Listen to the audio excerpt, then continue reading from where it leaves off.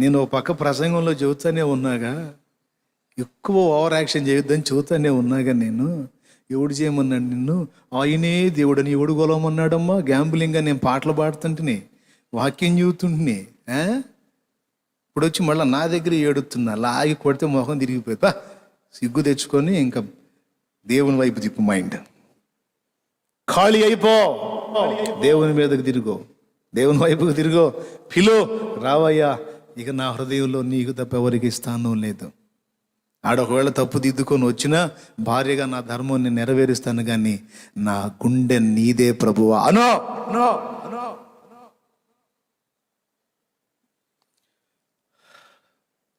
అమ్మాయి నన్ను చాలా అన్యాయం చేసిందన్న, మోసపోయానన్నా, చచ్చిపోవాలనిపించిందన్న. 2 సార్లు ట్రై చేశానన్న. చివరికి మీరు గుర్తొచ్చి వచ్చానన్న. ఏం జరిగింది? ఎవరితోనో ఫోన్లో మాట్లాడింది, దొరికిపోయింది. అబ్బాయికి ఏమైంది? కళ చెదిరింది, కథ మారింది. అది ఆమె జీవిత సర్వస్వం, ప్రపంచకం అనుకున్నాడు. ఏమనుకున్నాడు? తనే ప్రపంచం, తనే లోకం. ఆరాధించాడు గుండెల్లో పెట్టుకొని. అణిగింది పులుసు.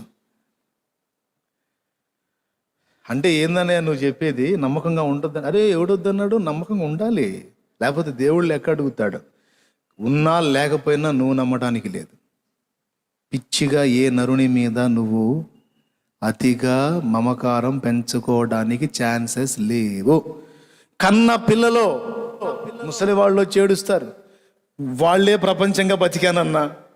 రాత్రి పగలు తేడా లేకుండా చాకిరి చేసి నేను చినిగిపోయినే కట్టుకొని మంచి వాళ్ళకు గుట్టించానన్నా.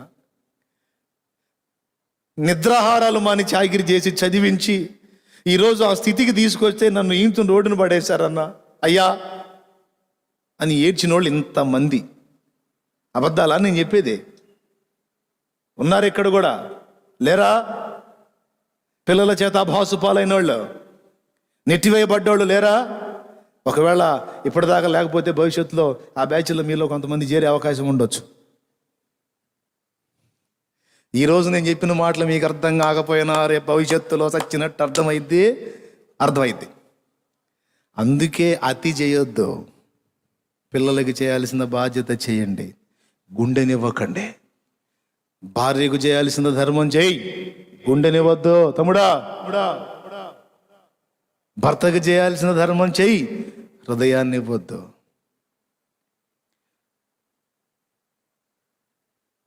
మరి ఎవరికి అలా? హృదయం ఖాళీగా ఉండాలి, అందులో యేసు ఉండాలి, ఆయనకే. అప్పుడు నువ్వు మోసపోయినా ఫీలింగ్ ఉండదు.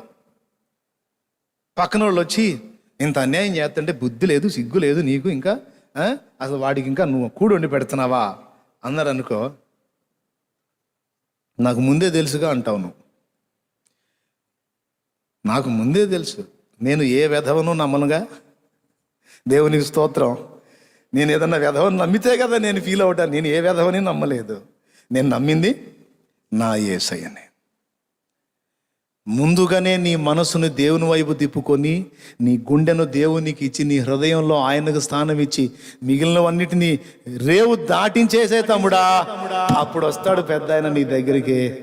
పిలో రాయ్యా, చూడు నా హృదయాన్ని చూడవయ్యా, మొత్తం ఖాళీ చేశాను.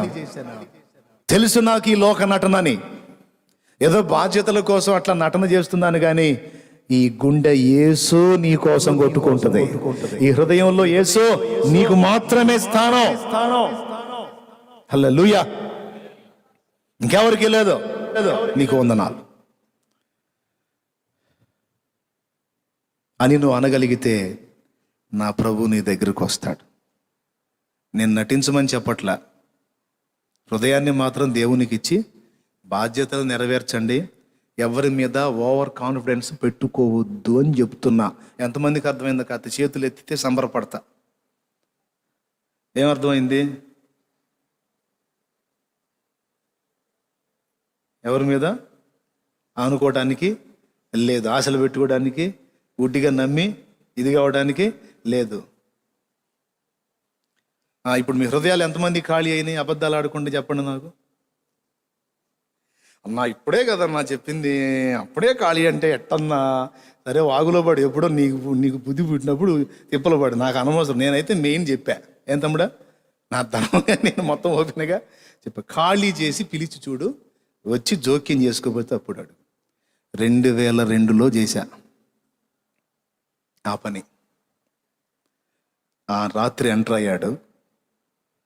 2002లో ఒక టర్నింగ్ అన్నమాట. జీవితంలోని వాస్తవిక కోణం గుర్తుపట్టా.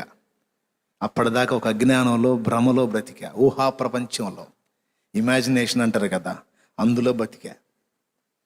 తర్వాత కళ్ళు తెరవబడ్డాయి, వాస్తవిక కోణం అర్థమయ్యి అప్పుడు హృదయం ఖాళీ చేశా. దా ఇక నువ్వే రావయ్యా అని పిలిచా. ఆ రోజు వచ్చి కూర్చున్నాడు.